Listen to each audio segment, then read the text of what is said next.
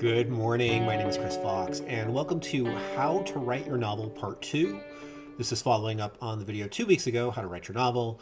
We went over the basics of my Heir to Atlantis archaeological thriller, book 1 in the series. Today we're taking a look at book 2 and sort of looking more at plot branching and how the plotting process goes, because we're earlier in the plotting process for this book. In the second part of the video, we're actually going to look at my screen like we used to do in the days of yore, and I will show you the Scrivener document. We'll start going over Heir to Atlantis Book 2, tentatively titled Beneath the Pyramids, possibly Beneath Khafre's Pyramid. We'll see what title I end up working on exactly. But you'll understand as this shapes up why I'm choosing that title and what it has to do with. I mean, this is a hot topic going on archaeologically right now. If you watched my video last week, which was over a half hour long, it was a bunch of random archaeological facts and things that I have found that suggest that there is a parent culture. Something existed, some civilization, at least one civilization in the past. There's just too much evidence in different places to suggest otherwise. And I'm sort of leaning on that. Well, one of the more recent discoveries was a LiDAR scan beneath the Pyramid of Khafre, which is the second of the Great Pyramids, that is bigger than the pyramid of itself, which just looks absolutely massive. And so that's kind of the root of the plot of Book 2 for Heir to Atlantis. So Mitch now works for the agency, who we saw in Book 1. These LiDAR scans come to light, and the entire world suddenly knows there's something beneath the Pyramid of Khafre. And in my series, there really is something down there, and they're in a rush to get there first. And so this is kind of where the plot branching is going to come in. You're going to see this in the second part of the video, because I have to find out, or decide, rather, what is under the pyramid, what's down there, and what fits with my world. So I kind of set a little bit of it in stone in Book 1, because I described this gigantic power array. Effectively, the pyramids were there to generate power, and that was their true function. But there's a lot of other myths that I can work in as well, because some of the other things that are associated with the Giza Plateau are the halls of Amenti, the tomb of Atum, the Egyptian labyrinth, Herodotus called it. So he said when he visited Egypt, there was an ancient underground city that was absolutely massive and could hold many thousands of people, and that tourists like him were not allowed very far inside, but they could see just how utterly big this was because it was also built above ground. And we've never found this. So whatever this was that he saw was lost at some point between 500 or 600 BC, I think is when he wrote the text, and modern day. So I've got a whole bunch of things to choose from, and I have to decide what is actually down there, what do I write, and what sort of trials Mitch is going to face in getting these things. And I also have to decide who are the threats, who are the antagonists of the novel, which fictional faction in my world is going to be the one that goes down there and opposes him.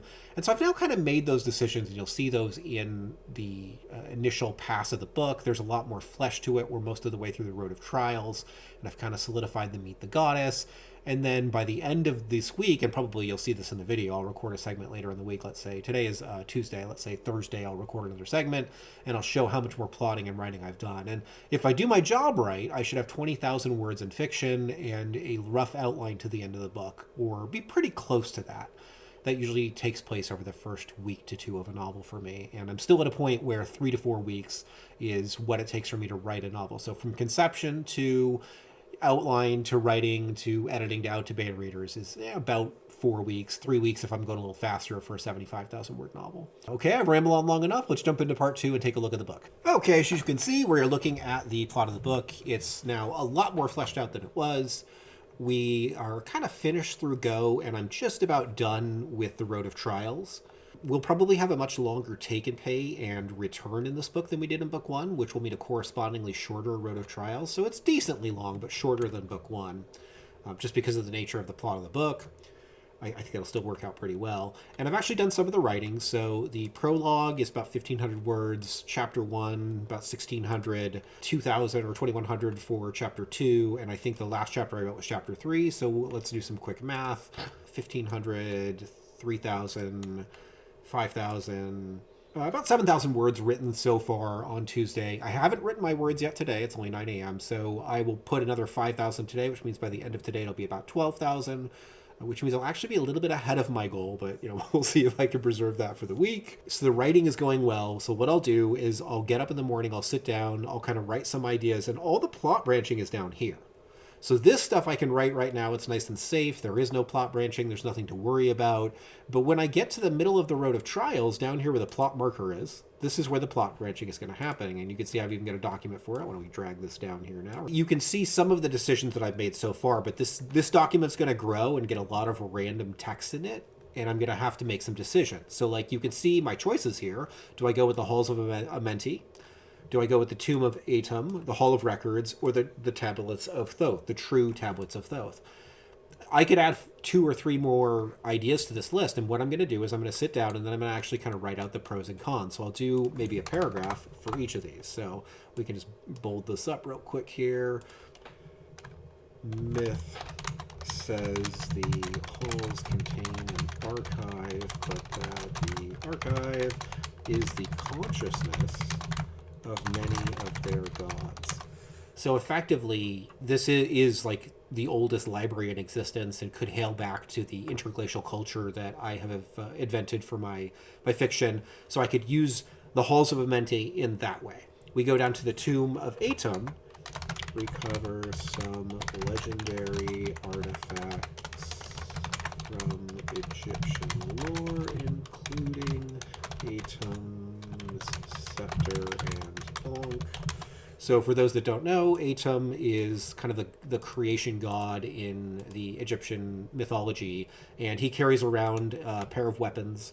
One of them is a scepter, and one of them is an Ankh, which reputedly is used for healing. So one he'll use to heal people, the other used to bash you in the skull. And both of these would be based on real items, so maybe Mitch finds these 2 items, and I write a few paragraphs about what the objects are and how those would impact the plot. Possibly it could be the Hall of Records, for those that don't know.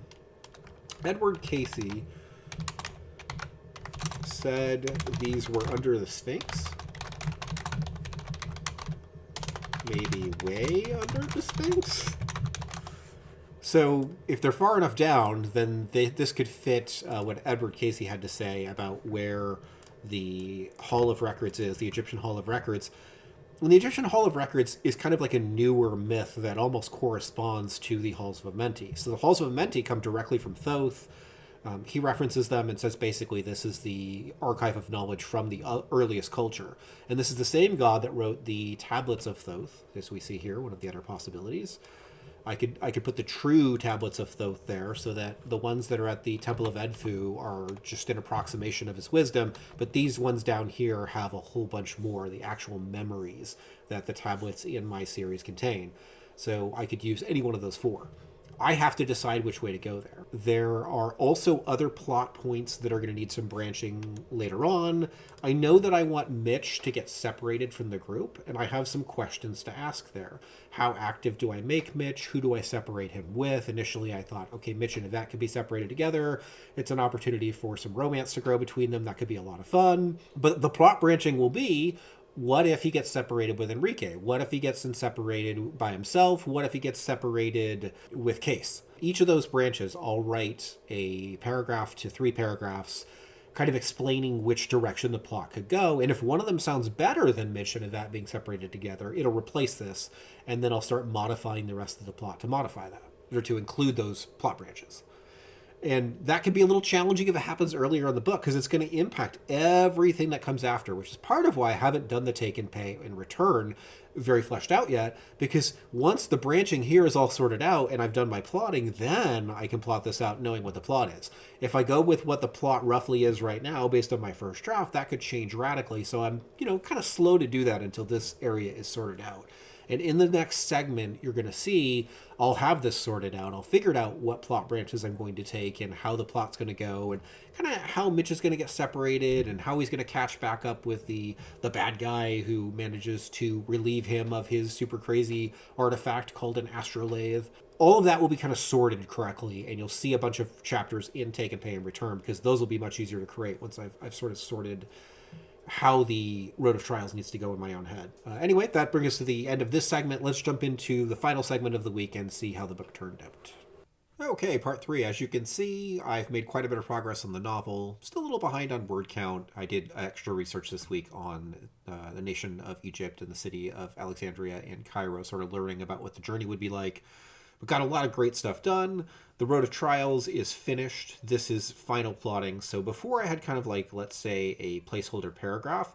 Now I've actually gone through each of these documents and made sure that that particular scene is ready to be written the second I click on it. It's got enough detail in the location. So if we click on any given one of these, you'll see what it says. They're much longer, the description now. So this one's about 200 words, and some of them are going to be much longer than that. This one's 150. This one's only 74. So I guess I'm proving myself wrong. Some of them are only 100 words long, but it's enough for me to get where I need to be. And it's in every chapter. So I just know what leads to what leads to what. We get to the Meet the Goddess phase, and I've put placeholders here now, but I haven't even put text in some of these files. I've just put like milestones. So I don't know exactly what we're going to find in the Halls of Amenti yet, but we are going to find it in the return, and that's going to be the core of the return. So I need to set that up as a placeholder and then write some scenes that get us from Meet the Goddess to the Halls of Amenti at the end of the return. So here's kind of our big conflict at the end of the book.